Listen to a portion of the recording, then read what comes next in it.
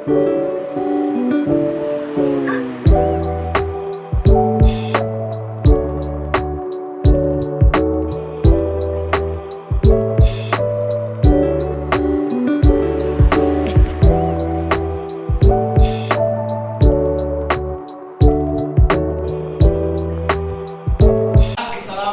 warahmatullahi wabarakatuh. Waalaikumsalam warahmatullahi wabarakatuh. Sehat anak-anak? Alhamdulillah. Seperti biasa kita absen terlebih dahulu. Yang tidak masuk sekarang yang saya lihat ternyata Asep tidak masuk ya? Ya. Mana Asep? Abal. Asep mapal. Harusnya sama Adik dikejar, jangan sampai mapal, oke? Nanti Adik kan temennya Asep. Nanti datang ke rumahnya kasih tahu orang tuanya kalau Asepnya mapal, oke? Oke. Nah, anak-anak, kita akan membahas lagi, mengulas terlebih dahulu tentang teks LHO. Nih, minggu kemarin kita membahas tentang teks LHO, tentang definisinya, tentang kisi-kisi, apa tadi?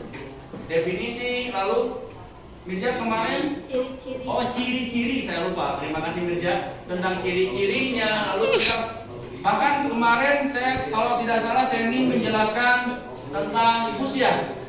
Oke. Nah, kita mengulas sebentar. Mirja, masih ingat tidak definisi dari teks LHO itu sendiri? Lupa? Masih ingat kamu? Apa? Informasi, ide atau pesan. Jadi ini semuanya jangan sampai lupa. Kalau misalkan tiap pertemuan kita lupa, nanti kalau ulangan seperti apa? Paham? Harus terus diulang. Oke, ciri-cirinya kemarin apa?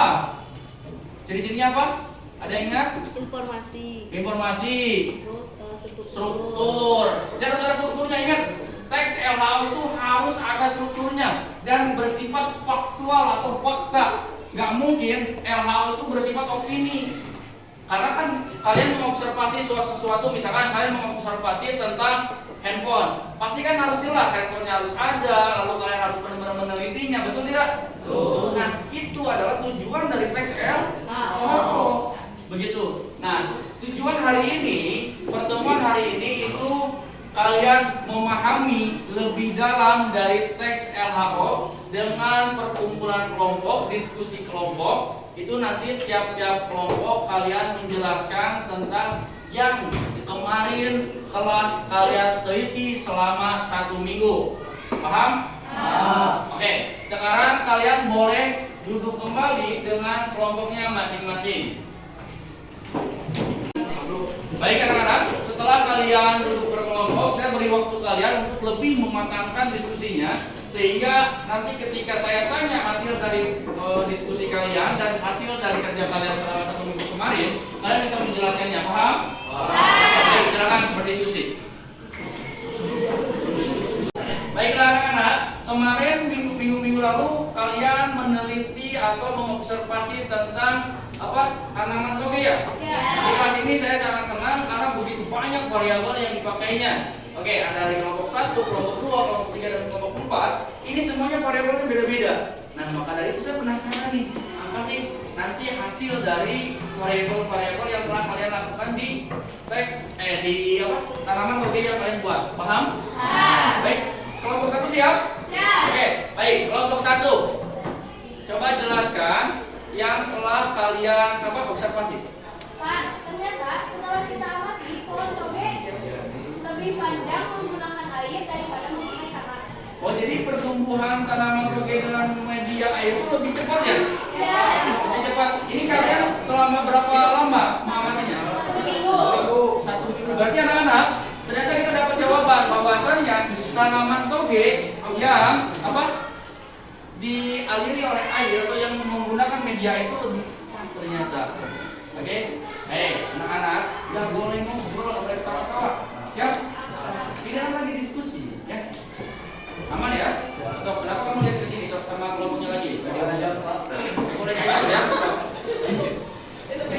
Sok, boleh. Ini kalian sama-sama ya. Gak boleh diajak lagi, kamu gak boleh ngejek-ngejek lagi ya. Sok. Oke, kita lanjutkan ya, aman ya? Kelompok 2, siapa kelompok 2? Oh ini. Medianya apa medianya?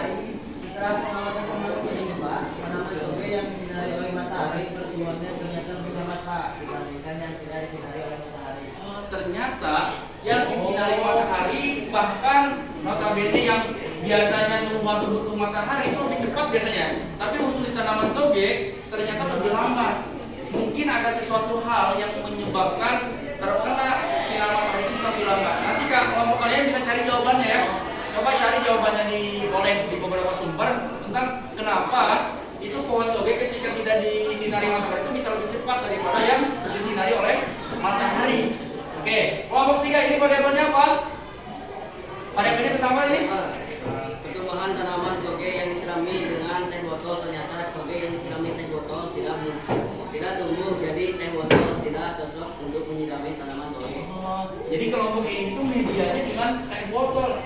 Ya memang tidak jadi masalah ya, tidak jadi masalah karena kan ini namanya observasi. Kita ya siapa tahu ternyata dengan teh botol bisa lebih bagus.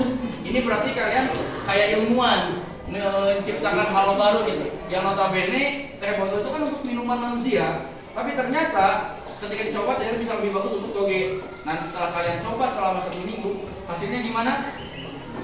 Mati. Nah, Pak berarti kalau misalkan mati pengamatan kita gagal? Enggak. Kan tujuan pengamatan itu bukan gagal dan tidak gagal sebetulnya. Kan untuk mengetahui. Gagal itu adalah tujuan kan? Gagal itu kan adalah kesimpulan juga. Berarti kalian bisa mengambil kesimpulan bahwasanya tanaman toge dengan dialiri oleh teh botol itu tidak cocok karena bisa membuat tanaman itu mati. Oke, good. Kelompok 4. Oke, kelompok 4 tentang apa kelompok 4? Menanam tanaman toge dengan media kapas. Oke, dengan media kapas nih beda lagi nih. Gimana? Pertumbuhan toge dengan media kapas tumbuh secara stagnan dan juga lambat. Selama pengamatan kami selama 1 minggu telah tumbuh sekitar 1 cm atau jika dirata-ratakan tidak sampai 1 cm. Oh, enggak salah. Ya kali 1 cm selama 1 minggu. 7 kayaknya. 7 cm. Oh, jadi selama 1 minggu 7 cm, setiap harinya tumbuh 1 cm. Oke, nggak apa. Berarti dengan kapas pun bisa, teman-teman. Jadi media menanam tanaman toge itu tidak hanya dengan media tanah, media air, ternyata dengan media kapas pun bisa ternyata ya. Oke, tepuk tangan semuanya. Jadi anak-anak, kesimpulan dan tujuan dari teks LHO itu tersendiri yaitu memberikan informasi secara terperinci dan secara fakta. Ingat garis bawahi secara fakta. Oke, mungkin kita cukupkan sekian pertemuan kita kali ini. Terima kasih atas kehadirannya. Subhanallahumma wa imamikum wallahu ta'ala a'lam bishawab wa ila liqa. Assalamualaikum warahmatullahi wabarakatuh. Waalaikumsalam.